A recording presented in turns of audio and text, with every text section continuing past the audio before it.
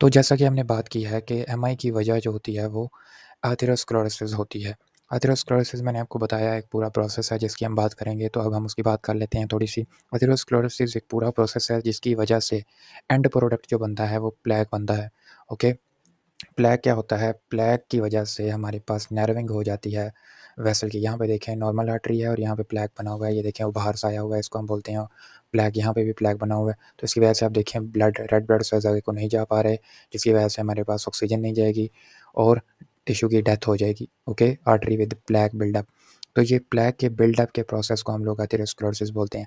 क्या क्या स्टेप होते हैं इसके अंदर, हम लोग आज इनको देखते हैं और ये कैसे प्लेक डेवलप होते हैं उस चीज़ को हम देखते हैं। तो गाइस आर्टरीज़ के अंदर आपको पता है ब्लड मूव कर रहा होता है और ब्लड के अंदर डिफरेंट चीज़ें होती हैं, जो उसके अंदर फैट भी होता है, उसके अंदर कैल्शियम भी होता है, उसके अंदर कोलेस्ट्रॉल भी होता है। तमाम की तमाम चीज़ें नॉर्मली हमारे ब्लड के अंदर मौजूद होती हैं।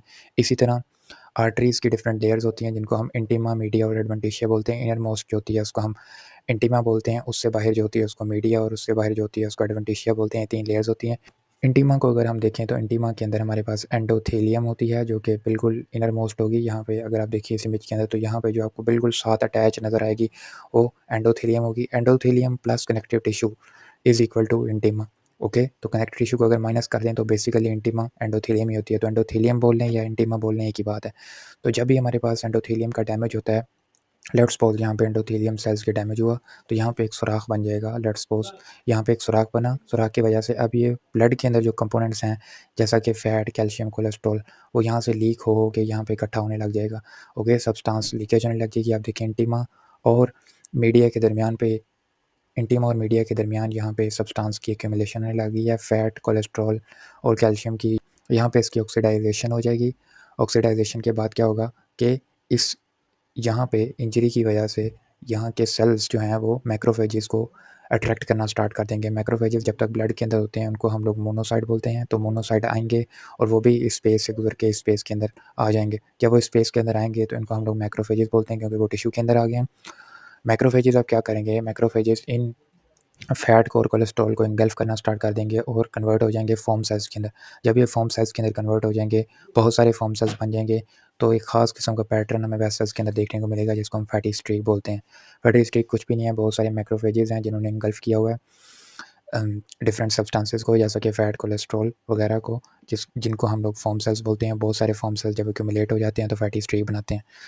अब क्या होता है कि मीडिया से सेल्स जो होंगे, मीडिया किसको बोलते हैं? मीडिया एक मसल्स की लेयर होती है, स्मूथ मसल्स की लेयर होती है। तो यहाँ से स्मूथ मसल निकल निकल के इस जगह पे आना स्टार्ट हो जाएंगे कि यहाँ पे मेला लगा होता है, चलो यहाँ पे चलें। तो यहाँ पे स्मूथ मसल्स की माइग्रेशन स्टार्ट हो जाएगी। स्मूथ मसल्स माइग्रेट और यहाँ पे आके उनकी प्लोरिफिकेशन स्टार्ट हो जाएगी। साथ में हमारे पास कोलेजन डिपोजिशन और कनेक्टिव टिश्यू की प्रोडक्शन भी हो जाएगी। तो जो हमारे पास फैटी स्ट्रीक बनी हुई है उसके ऊपर एक लेयर सी बन जाएगी। जब वो लेयर बनेगी उस लेयर को हम लोग बोलते हैं फाइब्रस कैप।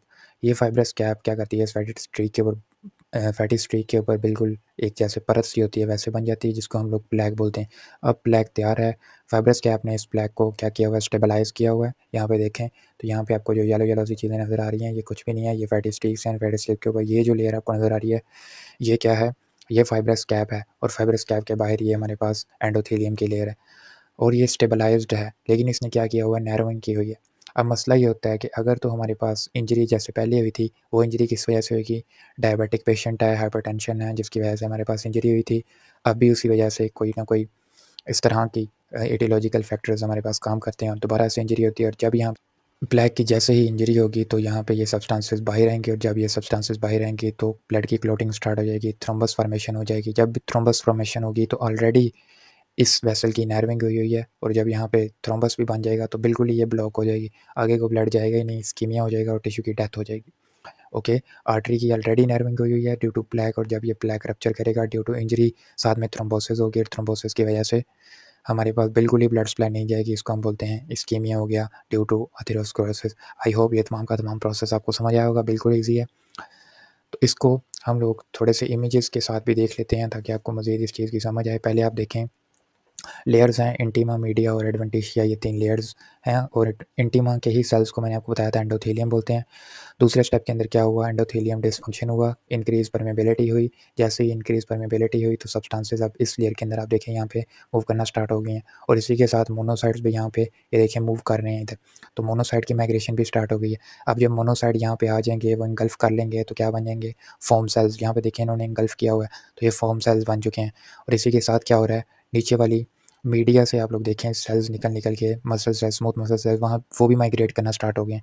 जब उनकी माइग्रेशन स्टार्ट हो जाएगी तो यहाँ पे मैक्रोफेजेस और स्मूथ मसल सेल्स जो हैं वो दोनों के दोनों लिपिड्स और जो जो सब्सटेंसेस यहाँ पे थी उनको खाना स्टार्ट कर देंगे और हमें फैटी स्ट्रीक देखने को मिल जाएगी। यहाँ पे देखिए, यहाँ फैटी स्ट्रीक नज़र आ रही होगी आपको येलो कलर की।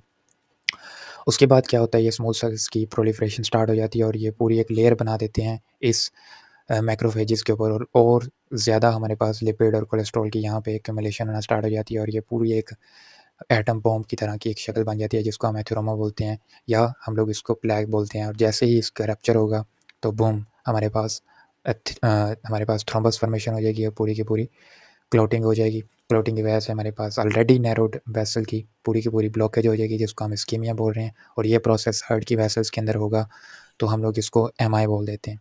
I hope this make sense.